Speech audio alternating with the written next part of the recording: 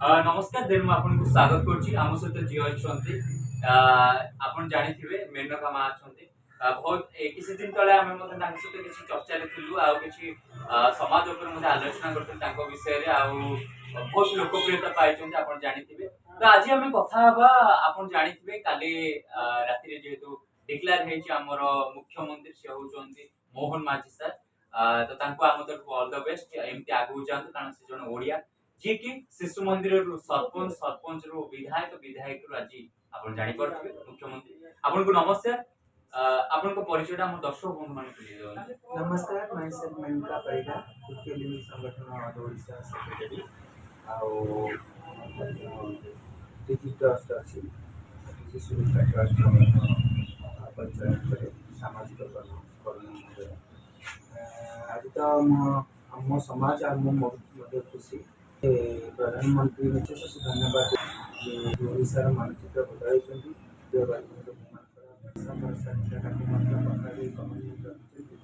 ଆଉ ସେଇଭଳି ପ୍ରାର୍ଥୀ ଚୟନ କରିଛନ୍ତି ଯେ ଆମମାନଙ୍କ ପାଇଁ ଯୋଗ୍ୟ ଆଉ ଦୁଃଖୀ ଦରିଦ୍ରମାନଙ୍କ ପାଇଁ ସେବା କରିବା ମନୋବୃତ୍ତି ଆଉ ଓଡ଼ିଆର ଗ୍ରନ୍ଥାଗାର ଯେମିତି କହନ୍ତି ଭାଷାକୋଷର ଶବ୍ଦାବଳୀ ଗୁଡ଼ାକ ଆଉ ତାଙ୍କର ଯେଉଁ ଏମ୍ ତାଙ୍କର ଯେଉଁ ଲକ୍ଷ୍ୟ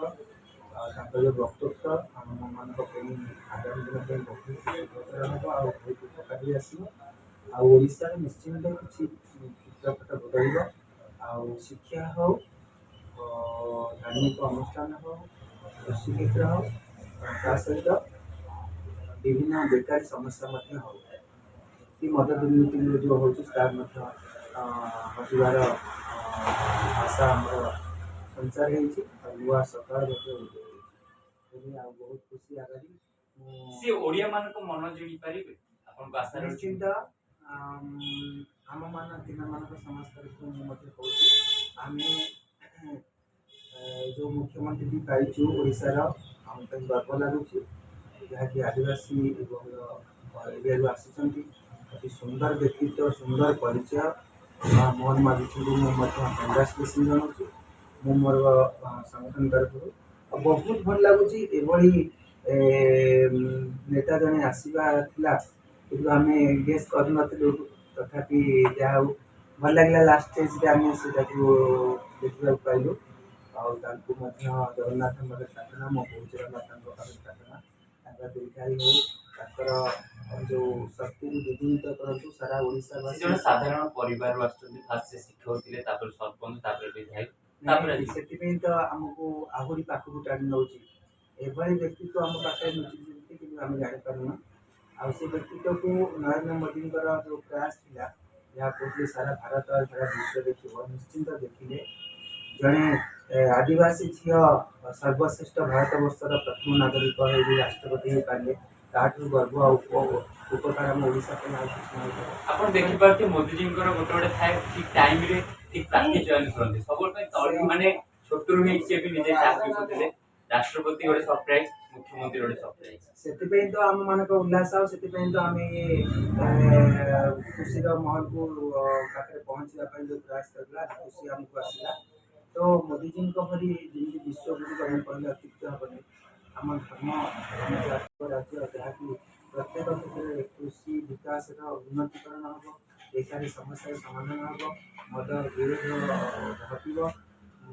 ଆଉ ଯେକୌଣସି ଦାଦନ ଖଟିବାକୁ ଯାଉଥିବା ଲୋକ କଳକାରଖାନା କରି ନିଶ୍ଚିନ୍ତ ଓଡ଼ିଶାର ଅସ୍ମିତାକୁ ଦ୍ୱିଗୁଣିତ କରିବେ ବାପା ମାଆଙ୍କ ପାଖରେ ରହିକି ପରିବାର ପ୍ରତିପୋଷଣ କରିକି ସୁନ୍ଦର ପରିବାର ଗଠନ କରିବେ ତା ସହିତ ପ୍ରତ୍ୟେକ ଧର୍ମାବଲମ୍ବୀ ଲୋକମାନଙ୍କ ପାଇଁ ସହଯୋଗ ସହାନୁଭୂତି ଦେଇକି ଦ୍ୱିଗୁଣିତ କରିବେ ଆଶା ବିଶ୍ୱାସ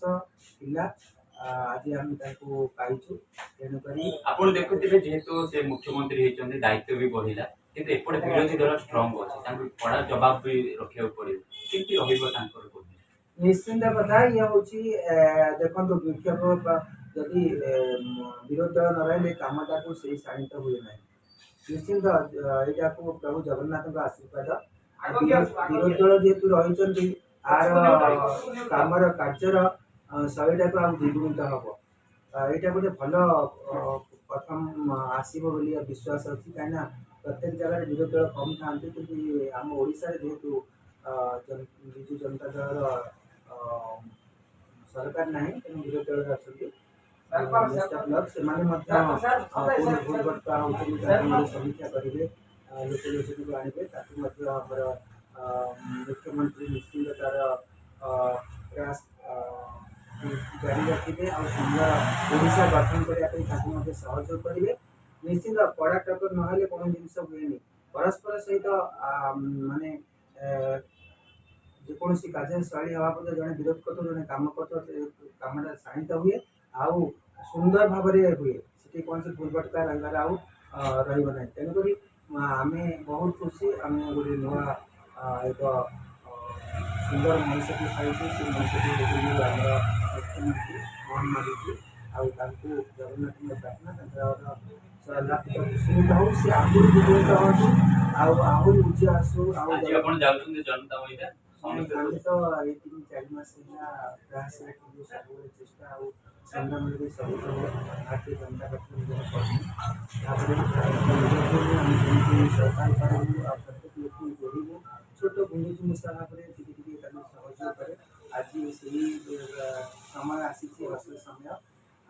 ଆଜି ନରେନ୍ଦ୍ର ମୋଦିଜୀ ଆସୁଛନ୍ତି ୟା ପୂର୍ବରୁ ଆମେ ତାଙ୍କୁ ବହୁତ ମୋର କର୍ମୀ ମୋ ସହଯୋଗୀ ସେମାନେ ମଧ୍ୟ ଯାଉଛନ୍ତି ସେଠୁ ଆସିବେ ଆଉ ତା ସହିତ ମୋର ବସ୍ତି ବାସିନ୍ଦା ଆଉ ଦୋକାନୀ ଭାଇମାନେ ଯେଉଁମାନେ ଅଛନ୍ତି ବ୍ୟବସାୟୀ ଭାଇମାନେ ସେମାନେ ମଧ୍ୟ ସହଯୋଗ କରୁଛନ୍ତି ସମସ୍ତେ ଯିବୁ ବହୁତ ଉତ୍ସାହ ବହୁତ ଆନନ୍ଦ ନୂଆ ଆଲୋକର ଯେଉଁ ଉର୍ଜା ଆସିବ ଯେଉଁ ଉର୍ଜା ଆସିବ ସେ ଉର୍ଜାକୁ ସମସ୍ତେ ଦେଖିବେ ନିଶ୍ଚିନ୍ତ ଆପଣମାନେ ସହଯୋଗ କରନ୍ତୁ ଓଡ଼ିଶାକୁ ବିବିଧ କରିବା ପାଇଁ ମୋହନ ଭାଇଙ୍କୁ ଯିଏ ପ୍ରଧାନ ଆମର ମୁଖ୍ୟମନ୍ତ୍ରୀ ହେଇଛନ୍ତି ତାଙ୍କୁ ସହଯୋଗ କରନ୍ତୁ ଆଉ ସହଯୋଗ ସହିତ ଆପଣ ତାଙ୍କୁ ଆଶୀର୍ବାଦ ଦିଅନ୍ତୁ ବିଜୁଳିତ ଉର୍ଜା ତାଙ୍କ ପାଖକୁ ଆସୁ ଆମ ଓଡ଼ିଶାର ଦୁର୍ଦଶା ଯେପରି ମିଟିବ ଏମିତି ଘଟିବ ତା ସହିତ ଆପଣମାନେ ସମସ୍ତେ ସହଯୋଗ କରନ୍ତୁ ଜୟ ଜଗନ୍ନାଥ ଜୟ ଶ୍ରୀରାମ ଆଜ୍ଞା ଭଲ ପାଇବା ତ ସବୁବେଳେ ପାଇଁ ଥାଏ ମାଟି ପାଇଁ ଲଢେଇ ସବୁବେଳେ ପାଇଁ ଜାରି ରଖାଯାଇଥାଏ ଆପଣ ଜାଣିଥିବେ କହିବାକୁ ପଡିବନି ଯିଏ ଅଛନ୍ତି ବହୁତ ଜ୍ଞାନୀ ଗୁଣୀ ସବୁ କ୍ଷେତ୍ରରେ ଆଗରେ କିଛି ଶିକ୍ଷା ପାଇଁ ମିଳେ କାରଣ ସେ ଜୀବନର ଷ୍ଟ୍ରଗଲ ଟା ଦେଖିଛନ୍ତି ଜୀବନକୁ ଆଦର୍ଶ ସହିତ କେମିତି ଜଡ଼ିତ କରିବା ମାଟି ସହିତ କେମିତି କରିବା କାରଣ ସେ ଜଡ଼ିତ ରହିଛନ୍ତି ତାଙ୍କ ସଂଗଠନର ଯେତିକି ସବୁ ରହିଛନ୍ତି ତାଙ୍କୁ ମାନନ୍ତି କାରଣ ସେ ଜଣେ ବହୁତ ଏକାଧାରରେ ଗୋଟେ ସମାଜସେବୀ ଏକାଧାରରେ ସବୁ କ୍ଷେତ୍ରରେ ଅନେକ ଆୱାର୍ଡ ପାଇଛନ୍ତି ଆଜ୍ଞା ଆୱାର୍ଡର କିଛି ମତଲବ ନଥାଏ ଯୋଉଠି ବ୍ୟବହାର ଥାଏ ନା ତାଠାରୁ ବଡ ଆୱାର୍ଡ ନଥାଏ ତ ଏଇ ଜିନିଷଟା ଯେହେତୁ ମୋହନ ମାଝୀ ତାଙ୍କ ତରଫରୁ ସ୍ୱାଗତ ଜଣାଇଛନ୍ତି ତାଙ୍କ ଟିମ୍ ତରଫରୁ ଏମିତି ଭାରତୀୟ ଜନତା ପାର୍ଟି ଆଗକୁ ଯାଉ ଗୋଟେ କଥା କିନ୍ତୁ ଗୋଟେ ଯାହା ବି ଥାଉ ନା କାହିଁକି ମାଟି ପାଇଁ କିଛି କରନ୍ତୁ ମାଟିର କର୍ତ୍ତବ୍ୟ କଲେ ଆପଣଙ୍କୁ ଲୋକମାନେ ମନେ ରଖିବାକୁ ପଡିବ ଏମିତି କରନ୍ତୁ ଭୋଟ ମାଗିବାକୁ ଯିବାକୁ ପଡିବନି ସଫଳତା ଆପଣଙ୍କ ପାଖରେ ପହଞ୍ଚିବେ ରହୁଛି ନମସ୍କାର ଆପଣଙ୍କୁ ବି ନମସ୍କାର